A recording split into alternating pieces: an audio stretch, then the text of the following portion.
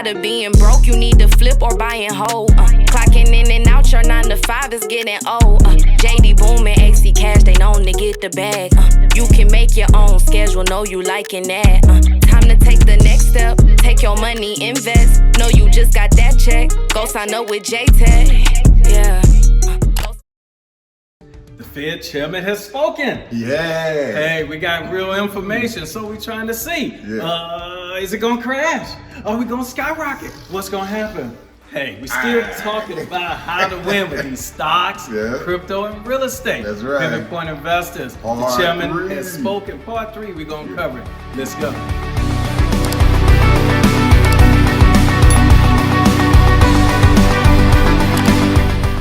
Hi. I'm AC Cash, and this is JD Boom. We're here on behalf of Pivot Point Investors, where we help the average investor grow his nest egg. And today, we're here with part 3. Man, not one of those, but tres today. Talking about how to make money, how to win with stocks, crypto, and real estate. That's right. And right now, we've been drum rolling. That's right. Until today. Yeah. Now the big guy. Who's the big guy? Jerome Powell. Jerome Powell. What does he do? Hey, he's the Fed chairman. Okay. He makes a decision on interest rates and all types of monetary controls and everything that the government does with our MONEY.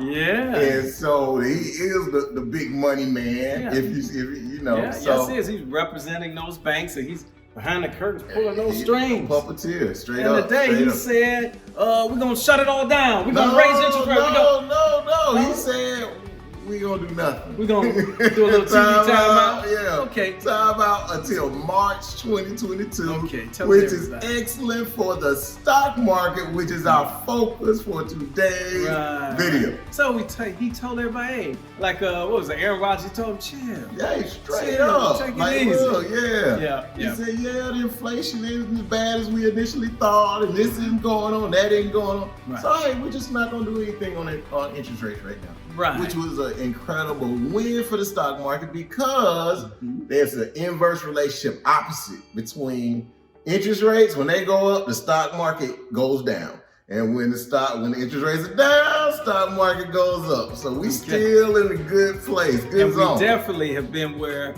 the anticipation was they were going to raise the interest rates. Yeah. And so that's what's been making the stock market kind of keep cratering, going down. And so now the big R stuff, recession, was creeping up into the conversation. But it's kind of premature and unnecessarily so, because some people think the market is fantastic. Hey, listen, at least the conditions that help set the market are very good.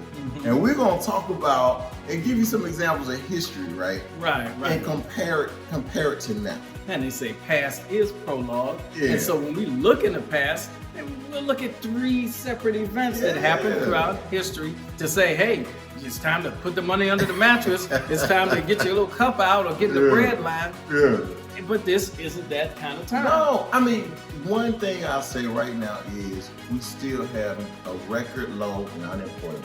Record low. That's super important. Yes. That's super so important. much different in times past we about to cover. Right. So that's just one condition right there where we different today. Right. Because when inflation is going up and people are unemployed, now they got less money and their money goes a shorter distance. That's bad conditions. Absolutely. We don't have that today. No, our economy, U.S. economy, is healthy right now. Healthy. Okay. And multiple individuals, whether it's President Biden, whether it's whoever, even Jerome Powell, have spoken and said, hey, Yellen, we're in good shape, from an overall economy standpoint. So let's break that down. Let's pull it back a little bit and see some of the variables that affect this economy and why we still should be buying real things, assets. Crypto, even though it's down, we'll talk about that. Stocks and real estate still should be buying during this kind of time. Not recklessly, but sensibly. That's right. Let's talk about it. So we talk about this. Where we start? Dow Jones. So the Dow Jones Industrial Average. Man, I don't know what a Dow Jones. I don't know the dude Dow. Hey, man. You see, I don't know, Hindu priest Dow. He's the great Dow. No, Dow is one guy's last name. Jones is the other guy's last name for Edward Jones. Maybe you know Edward Jones. And so they helped create this index way back in the day. Okay. And basically, it's the top 30 traded, stocks on the New York Stock Exchange and the NASDAQ. Okay. And so in a nutshell, that's what it is. Most traded. So they look at this as a kind of just show, for the entire market, just like the S&P 500, which is different, right? Okay. So different companies, different focus, different two people. Absolutely. Okay, Absolutely. We'll stay on course. Yeah, so just different, right? So to give you an example, the Dow Jones Industrial Average for today was 34,168.09. Okay, we're throwing the 9. Okay. Yeah. All right. That's the exact number for the day. Okay. Now, we're going to go all the way back to 1929. And we're going to go back to the Great Depression. Great Depression, and really before the Great Depression, because this was the great stock market crash that helped create the conditions for the Great Depression. Okay. All right? Yeah. So the Great Crash, that's what we're going back to, 1929. Now, the Dow Jones Industrial Average fell 47% in a short amount of time. 47%, almost half. Yeah. No, but this it fell more than that, but just in this short duration, right, from September 16, 1929 to October 28, 1929, 47%. So what does that mean? That means if I'm sitting here, I got my little 20 back then. If I had 20,000 in stocks, I got a lot riding, everything going good. I'm 64, 62. I'm ready to retire, and then half my little 20,000 is turning into 10,000. Now I can't go get the beach place in Hawaii. I can't send the kids off to college. I can't. All that's happening because the value of my stocks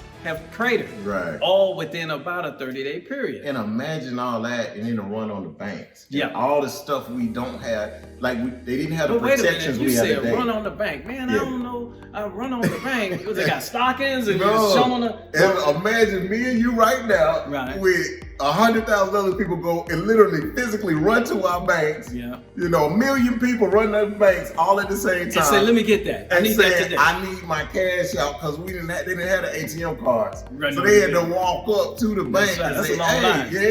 and give them a slip. Right. And then they go and look in their book, they ledger, and they say, okay, you still got X amount in here. And you know what happened? What? You know they ain't got all the money in there. Oh, no, They've loaned it out. That's right. So now those people aren't playing, and these people in line trying to get that money, that's a panic. That's a Things problem. crash when that happens. And so that was 1929. That's what was happening then.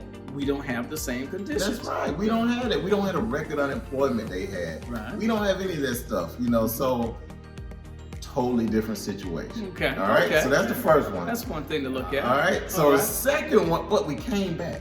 And that's the worst. Because really, if you look at the numbers, overall, the stock market decreased right at 89-90%. Lost 89-90% of its value from the beginning to the end of the great market crash. That is disastrous. Yeah. But let's not talk about that. Bread lines, soup lines. Brother, can you spell dime? Oh, yeah. We don't want. Okay. That's rough. That's rough. That's then. Yeah. This is now. Yeah. Okay. So then the second one we'll cover, because it's quite a few, right? So we skipping .com, we skipping a whole bunch of and we just gonna come to a more recent one, and that is the Great Financial Crisis. And that was 2007 and I call it the real estate crash. Well, we had all those things happen at the same time. So he gonna cover that in part 4. I already know. So, but look, we're talking about the stock side of it right now, right? So Lehman Brothers went out of business. This old, financial services firm, one of the most prestigious, just went kaboom. And so, and the Dow Jones Industrial Average declined 53.7%. And so that happened in a short period of time. We talking about from October 9th, 2007 to March 9th, 2009. And during that time, didn't they ask one of their uncles to help bail them out in that situation? Who came in and gave Lehman Brothers a little something? Hey man, Lehman Brothers didn't get bailed out. They went belly up. And Buffett gave bread to whom? Gave money to Goldman Sachs. He did. They were looking belly up, and he took his big war chest. Bank of America gave them a bunch of money. Mars Company gave them a bunch of money. Dow Chemical gave them a bunch of money. And that's just to interject that during these times, somebody's gonna super profit because they're ready. So cash is king. Can't have it under the mattress. That's right. When people running scared, that's when the raiders come in and pay that bank. And now, I mean, they don't call it the Oracle for nothing. And that's how he has all those millions and billions of dollars in stock in those companies today. For sure, because he wasn't scared. Because we know scared money don't make no money. That's what we're talking about. So that's two times hey, things got crazy, and you know that real estate came roaring back. It took a little while. We had all sorts of predatory lending. You had, and we know all those bad actors were in the market doing things. So now, bad just got worse very quickly during that time. That's right. So that's the great financial crisis, which I call the great real estate crisis. It was both. It was bad and worse all together having a party. That's right. Yeah. That's right. So we're gonna cover this last one, and so because this will be a shorter video only because we got some good news. So we just gonna ride this out. But we're covering the history because there's been a lot of panic, and even some of our members like really, oh man, I don't know what to do. Yeah, I thought you were doing Jerry Lewis telethon. You were, hey, hello, no, everything's gonna be all right. Hey, hello, everything's gonna be. Come on, man. So it literally was feeling that way. So, but. You know, the last one is the COVID-19 outbreak. Oh, everybody listening should be familiar with that. Yeah, so all of us, unless you were under a rock, literally, you know what happened with this COVID. You could have been in a coma, I don't know. Unless you were 1 year old now or something. And then you just didn't know what was going on. That's it. But yeah, the Dow Jones industrial average declined 35%. 35%. And so that was from, you know, February, let's call it February 12th, 2020. All the way to March 20th, 2020. It just went down, and that was a little different because things were getting shut down. It wasn't just a decline. It was a, hey, get out of school. Hey, send your people home. Don't gather. Because you know, if you just speak in the air or touch a doorknob, you got COVID during that time. And, you know, obviously COVID was around before everyone recognized it during that about March because certain people did have the Rona. I did. February, January, December. It was February 8th, 2020. I had it for 3 days, the sickest 3 days of my life. The man said, I've been the sickest I've ever been in my life. I don't know what it is. I'm like, that was the Rona. It was. Hey, we can laugh about it now. We can. Yeah. But I beat it up with zinc and green tea and moringa tea. And he's here to tell the story. That's right. But so that caused everything to go crazy. There could be no predictions at that point. And because we just didn't know what was going to happen. The government really did step in, put all this stimulus in the market.